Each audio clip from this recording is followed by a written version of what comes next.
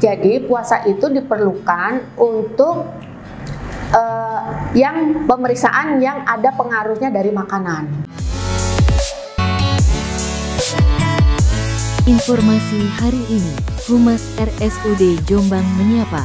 Bincang-bincang dengan Dr. Tri Putri Yuniarti, SPPK, dokter spesialis patologi klinik RSUD Jombang, membahas tentang persiapan pemeriksaan laboratorium. Assalamualaikum warahmatullahi wabarakatuh dan selamat siang pemirsa Humas RSUD Jombang menyapa. Kembali lagi dengan saya Gianita Prayoga di acara Humas RSUD Jombang menyapa. Seperti pertemuan sebelum-sebelumnya, saya tidak sendiri, di samping saya sudah ditemani seorang narasumber yang sangat cantik, yang sangat baik, yang sangat ramah. Beliau adalah Dr. Tri Putri Yuniarti, spesialis patologi klinik di RSUD Kabupaten Jombang. Untuk topik yang akan kita bahas pada pagi hari ini seputar tentang persiapan pemeriksaan lab. Tapi sebelum itu kita sapa dulu Dr. Putri. Selamat pagi dokter. Selamat pagi, ini panggilnya gimana sih Dokter Tri, Dokter Putri atau kayaknya Dokter Putri aja deh, biar kelihatan cantik, biar kelihatan lebih muda, lebih awet muda. Dokter Putri apa Dokter Yuni nih? Dokter Yuni aja deh. Iya, terserah ya Mbak. Dok, hari ini kabarnya bagaimana dok? Sehat? Alhamdulillah. Alhamdulillah sehat. Kesibukannya hari ini apa dok? Nah, ya seperti biasa saya verifikasi hasil laboratorium ya. Sepertinya sudah sering sekali ya dok untuk mengisi acara Humas RSUD Jombang menyapa. Sudah ke berapa ya dok? Kayaknya sudah ketiga apa keempat ya Mbak ya. Habis ini dapat door prize ya dok ya dari teman-teman ya dok ya. Oke dok. Dok sebelum itu mungkin bisa disampaikan dulu sebelum kita membahas topik kita pada pagi hari ini, mungkin bisa dijelaskan sebenarnya instalasi patologi klinik di RSUD Jombang ini merupakan instalasi yang berfokus atau yang membidangi apa sih dok? Kan mungkin ini banyak masyarakat yang belum tahu. Oke, boleh dok kenalan dulu nih dok kayak. Ya. Oke. Iya, selamat pagi. Assalamualaikum warahmatullahi wabarakatuh. Waalaikumsalam warahmatullahi wabarakatuh. Perkenalkan saya Dr. Tri Putri Yuniarti, spesialis patologi klinik. Oke. Mungkin masyarakat itu agak awam ya dengan patologi klinik. Ya, istilah patologi klinik itu sama dengan ada laboratorium. Ya, laboratorium itu tidak hanya laboratorium patologi klinik saja, tapi ada laboratorium patologi anatomi, ada laboratorium mikrobiologi, ya, dan ada bank darah. Nah, laboratorium patologi klinik itu adalah instalasi yang bekerja sebagai penunjang ya. Jadi kita itu ada namanya instalasi pelayanan medis dan ada instalasi penunjang medis. Penunjang itu artinya apa? Jadi kalau untuk laboratorium kami itu adalah pemeriksaan cairan tubuh ya. Kalau patologi anatomi itu pemeriksaan jaringan tubuh ya. Kalau mikrobiologi itu mengambil sampel untuk diperiksa ada kumannya apa itu ya, jelas ya kalau itu ya. Kalau laboratorium patologi klinik atau laboratorium itu tadi meriksa cairan tubuh itu ada darah, ya, ada urin, ya itu, nah itu bagian kami, ya. Tujuannya apa? Tujuannya yang pertama yaitu sebagai screening. Screening atau artinya misalnya screening itu adalah uji saring ya, misalnya di bagian medical check up ya, misalnya kalau ada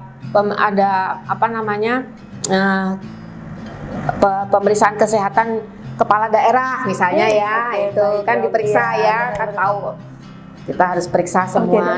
Kemudian ada misalnya ada P3K seperti sekarang ini pemeriksaan ya, itu di screening ada nggak sakitnya itu. Dan nanti dari hasil pemeriksaan laboratorium itu kita mengetahui oh ini punya sakit ini, oh orang ini sehat, oh orang ini sakit, orang itu. Jadi sebagai screening gitu. Kemudian yang kedua sebagai membantu menegakkan diagnosa ataupun sebagai penegak diagnosa. Jadi dokter penanggung jawab pasien itu atau DPJP akan meminta bantuan laboratorium patologi klinik atau laboratorium yang lain tadi untuk membantu menegakkan diagnosa penyakitnya orang ini benar tah ini gitu. Jadi kan mereka tahu gejalanya, sedangkan untuk di dalamnya itu dari kami. Jadi tegaklah suatu diagnosa gitu.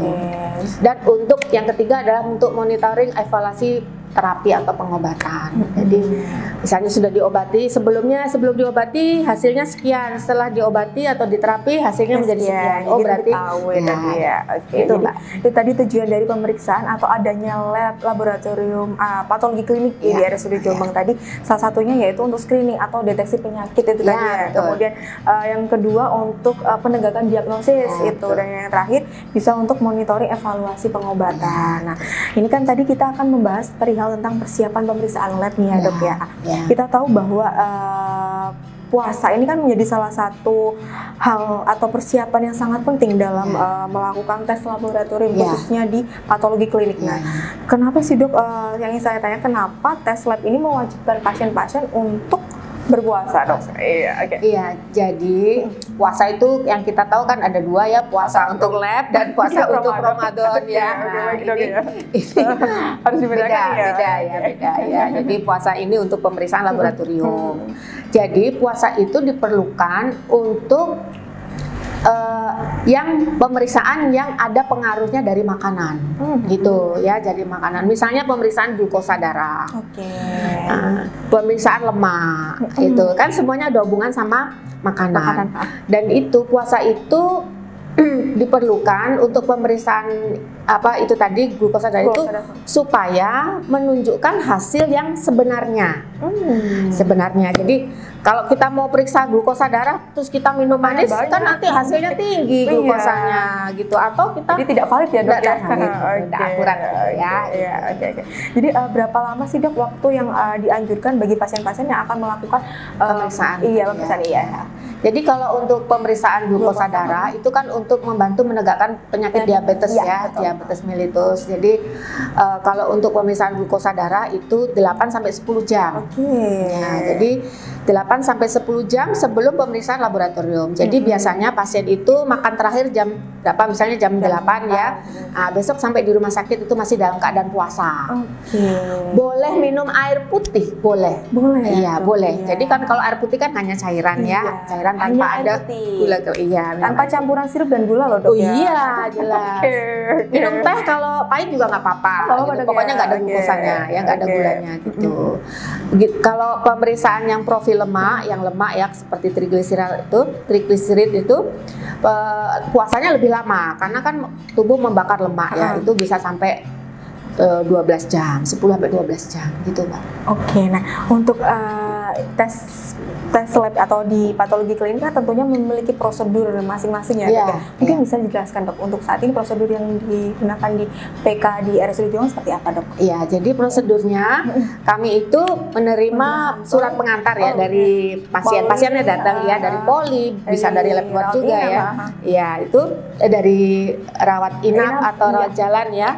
Nah, itu permintaan pemeriksaan itu harus ada pengantarnya. Mau diperiksa apa sih pasien ini? Jelas gitu ya. Kemudian kalau misalnya dari poli ya, pasien akan datang gitu, dan kita harus bertanya. Identitas pasien pastilah, identifikasi pasiennya, namanya siapa dan lain sebagainya, itu sudah sesuai enggak sama lembar pemeriksaannya, permintaannya ya. Iya, jangan sampai salah. bahaya ya. Jangan sampai tertukar juga gitu kan, nggak boleh ya. Jadi kita tanyakan, kemudian kita lihat, oh ada pemeriksaan glukosa darah puasa, oh ada pemeriksaan lemak, kan kita tanyakan ke pasiennya. Cara menanyakan puasanya itu bagaimana itu juga ada tekniknya, Mbak. Jadi kalau pasien mau 8 jam itu aku jam berapa ya aku tadi itu kan susah jadi pasiennya. Jadi teknik bertanyanya itu, Ibu terakhir makan tadi malam jam berapa gitu. Jadi kita yang hitung, jangan pasiennya, kasihan. Bingung juga ini nanti. Tambah takutnya salah hitung nanti. Bahkan ada gini, misalnya Mbak, pasiennya itu puasa mungkin Senin Kamis apa gitu ya. Puasa sunnah ya, Dok ya. Iya, puasa sunnah gitu. Saya tadi sahur jam 3. Wah, ini yang bikin repot ini ya, karena nanti tidak tidak sesuai kan hasilnya. Kan makan berat biasanya kalau itu ya, makan nasi seperti biasa gitu ya. Sebenarnya kita mau menolak itu juga bagaimana begitu ya. Jadi teman-teman anak buah saya itu kalau mengambil, Dok ini makan, Dok. Ya harusnya kita menunda, tidak boleh, tetap tidak boleh. Jadi kita mereka kita sampaikan, Ibu ini sebenarnya harus dalam keadaan puasa mulai malam, tidak boleh jam 3 pagi terus jam 8 kan baru 5 Iya, jam benar, kan benar. yang nggak kita ambil kan juga gitu. Jadi monggo besok saja Ibu. Terus Oh, gitu. kita berikan informasi cara puasa caranya berpuasa itu bagaimana itu. Oke. Gitu, Mbak. Nah, untuk hasilnya ini tadi kan dijelaskan bahwa harus ada pengantar ya dokter, Iya. mungkin dari poli atau mungkin dari Rawat rawat inap. inapnya. Nah, kemudian untuk hasilnya ini Iya. membutuhkan waktu berapa lama untuk pemeriksaan di patologi? Jadi kalau untuk pemeriksaan reguler aja Mbak, itu kalau menurut standar pelayanan minimal itu 140 menit itu harus sudah jadi. Jadi itu SPM-nya namanya ya, kalau kita ada laporan dari mana Iya. itu dari 140. Kalau yang sito itu, kalau sito itu artinya segera ya. Jadi diperlukan segera itu orangnya biasanya tidak puasa. Jadi dokternya ini sudah tahu. Dokter yang menyuruhnya pasti sudah tahu itu kita ambil cuma di sini aja. Yang diketik-ketik itu ya. Iya, benar, Nah, itu namanya glukosa sewaktu. Jadi kalau glukosa puasa ya kita di billingnya kita tulis glukosa puasa. Tapi kalau tanpa puasa namanya glukosa sewaktu. Oh Jadi iya, iya. dokternya pun sudah tahu Bisa, kalau ya. hasil itu adalah glukosa sewaktu gitu. Oke. Nah, yang ingin saya tanyakan juga Ya. nih, Dok, apa Cepat saja sih kalau yang glukosa sewaktu Oh, itu yang cepat. ketik itu ya, Dok, Iya. ya. Oke. Nah, ini misal nih, Dok, Iya. ditemukan pasien yang memang sudah dianjurkan untuk berpuasa ya. Kemudian mungkin pas waktu di tengah-tengah puasa itu tidak sengaja nih, Dok, tiba-tiba mungkin pas waktu kan namanya orang lupa ya, Dok, ya. Nggak sengaja makan atau minum, Iya, hilang. iya. Ini gimana, Dok? Apa yang harus kita lakukan nih? Apakah harus kita Iya, biasanya mengulang lagi atau iya, memberikan kami tahu ke tanyakan ya. petugasnya? Iya, kami tanyakan, Bapak minumnya apa? Makannya apa? Lah kalau minumnya segelas teh manis satu gitu ya saya ulang harus Mbak.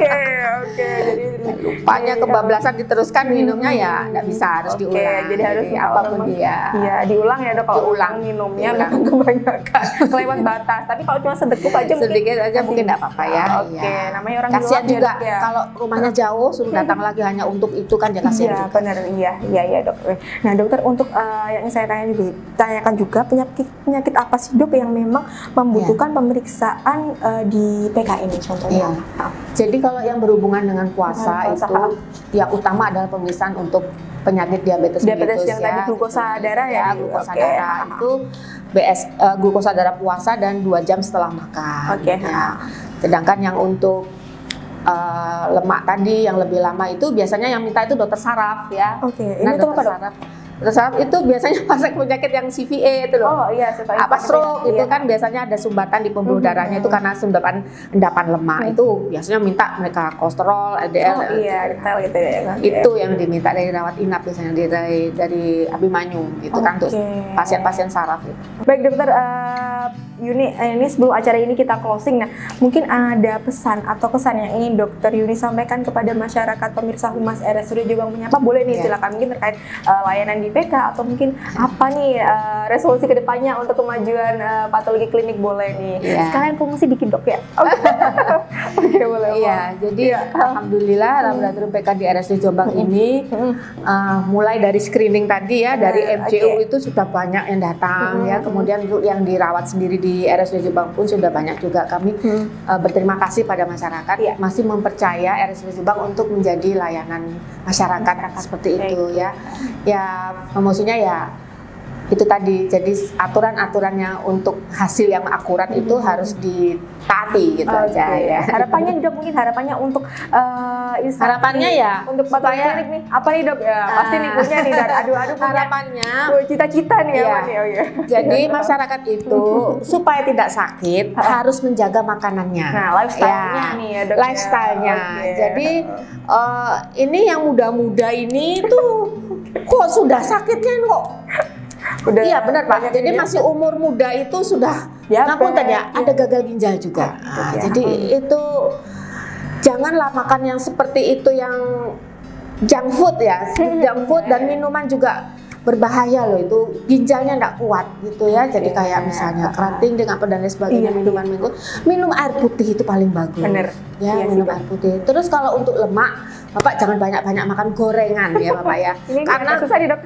karena lo triglycerid itu loh kan efeknya ke TG ya, ke profil lemak itu sampai 1000 sampai 2000 loh ya Iya, Allah. Dok, ya. Ini makan apa orang ini? Ternyata saya tanya orang ini lebih baik, kata istrinya lebih baik nggak makan nasi daripada nggak makan gorengan. Waduh, cinta banget Itu sama bahaya gorengan. Bapak ya. Oke. Jadi di darahnya tuh nanti kental sekali gitu ya. Oke. Jadi pola hidup kita untuk makan itu jangan terlalu banyak makan manis-manis, jangan terlalu banyak makan lemak-lemak gorengan.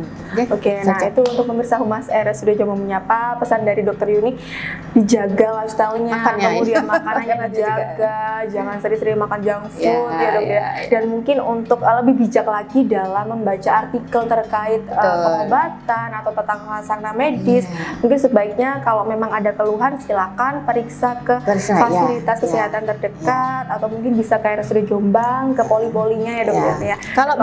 Kalau bisa jangan sampai ada keluhan. Jadi pemeriksaan laboratorium itu kalau bisa 1 tahun 2 kali untuk 40 tahun ke atas. Berarti jadi untuk medical check up ya Dok? Betul. Oke. Itu untuk supaya jangan sampai ada keluhan. Kalau sudah ada keluhan itu berarti sudah jauh. Oke, jadi Fasenya. untuk mengantisipasi, mencegah screening awal lah Dok ya. Oke, boleh. Dokter sebelumnya terima kasih karena sudah mengeluangkan waktunya untuk kesekian kalinya mengisi acara Humas RSUD Jombang Menyapa dengan topik yang tentunya berbeda-beda dari setiap kali pertemuan. Jangan bosan-bosan ya Dok. Semoga yang apa panjenengan sampaikan bisa mengedukatif, bisa menginspirasi kita semua. Terima kasih, Mbak. Baik pemirsa Humas RSUD Jombang Menyapa, cukup sekian acara kita pada pagi hari ini. Dan jangan lupa untuk like, subscribe, dan share di channel YouTube kami. Assalamualaikum warahmatullahi wabarakatuh dan selamat pagi.